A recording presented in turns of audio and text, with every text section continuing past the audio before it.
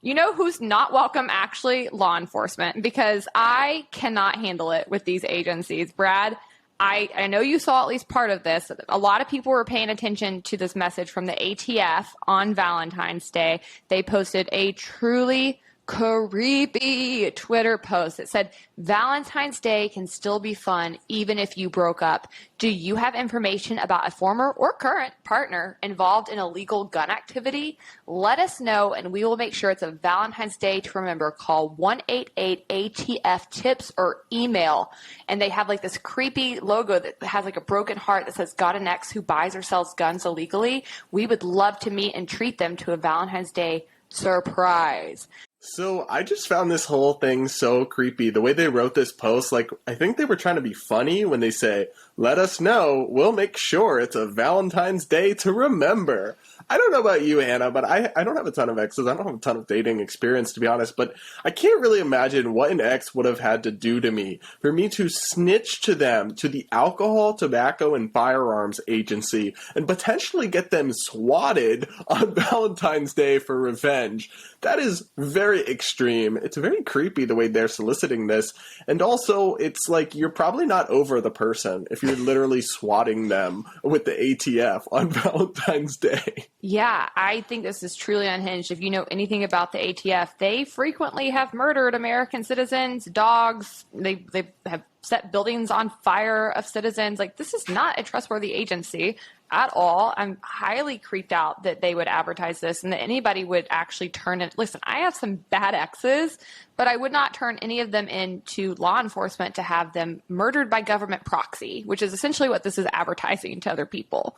But it gets even worse, especially Brad. Not illegal gun ownership or use or something. It's not like, did they murder someone and you're going to report them? It's like they have a firearm in there. They don't have an approved piece of paper from the government to not do anything wrong with it. Like, honestly, I wish my exes were cool enough to have illegal gun activity and be running guns. Yeah, right. I've been a better shot than every guy I've dated.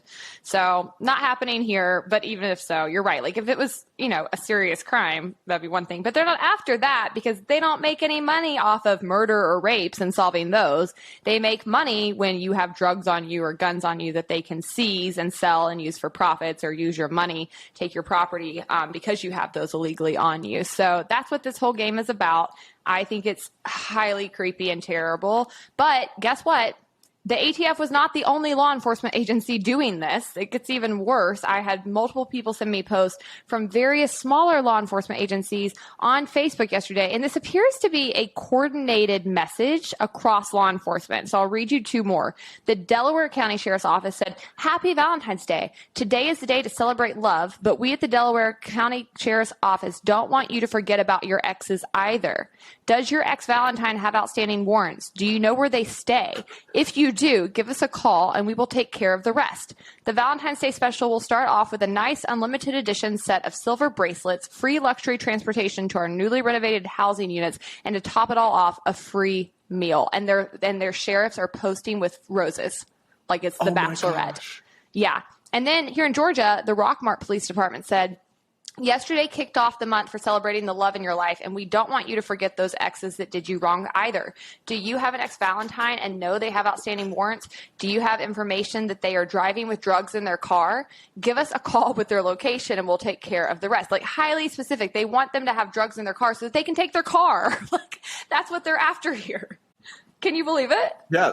Because of civil asset forfeiture, right? They can just confiscate the car, sell it, and put the funds in the police department budget. That's exactly right. So I did a bit of digging after I saw these, and the Washington Post reported and the crime report also quoted this was happening across multiple agencies, including Port Orange, Florida, Lake Arthur, Louisiana, Rockmart, Georgia, and more. And I just think, as somebody who's worked in criminal justice reform, this should actually terrify people. For people who don't know what swatting is, it's a growing problem where people actually turn in others to the police so that police show up, escalate the situation, and either arrest or kill them. Like, they actually intend to get people harmed by police in the situation. And they do this because they know that police will show up with guns even when there's very little evidence, because they don't actually care about due process or any of the other restraints in the Constitution. And now you have these agencies basically advertising this practice to citizens and trying to get them to call them. They're essentially guns for hire.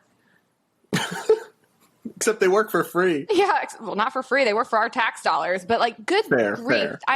I think this is actually really gross. It's super boomer cringe messaging first and foremost. Like, only like a really old person would think this was funny, because to me, I'm like, this is so eerie and weird.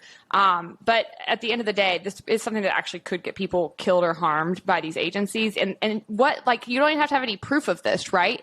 You could just call and tell them your ex has guns or drugs on them and get them harassed. And let's remember, they don't even have to make an arrest to use civil asset forfeiture. So theoretically, if you called and said, my ex has guns in their car, they're selling drugs, they could then go and say, we have suspicion, we're seizing your car, and take it under civil asset forfeiture. And that person would then have to hire an attorney, which would cost lots of money to try to get their possessions back. So this is an obviously very, very bad idea. It's indicative of how bad cops are at solving any real crimes and how they spend their actual time going after people where there's no victims involved, trying to get their property. And I'm just absolutely disgusted by it. I also want to know, like, who are the social media managers and communications professionals at these departments that said, you know what?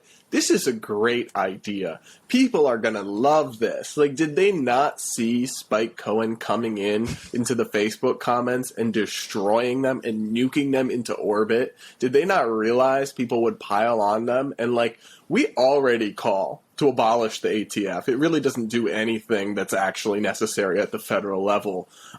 But now this kind of thing just gives more fuel to the fire. So I don't know if they just think they're cute or funny, or they think they're untouchable, but they're not. And we're already coming for these agencies to defund them. And they're just making it that much more easy for us and revving up the appetite against them. So I guess on that level, troll away, ATF. Do you think, you know how police departments have like their most wanted and they have the photos of people? Don't you bet in the comms departments of law enforcement agencies, they just have Spike Cohen's picture up?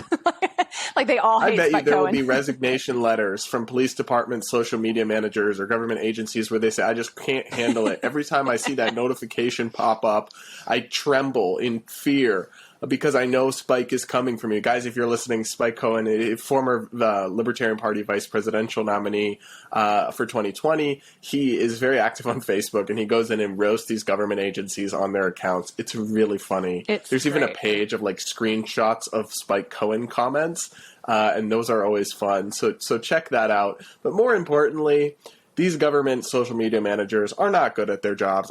That's not really surprising, though, I guess. But you'd think they would learn. But we're just going to have to keep roasting them until they learn. It's like they always say, if you can't get a job in the real world, you go and work for government. I think that's the situation with these comms people.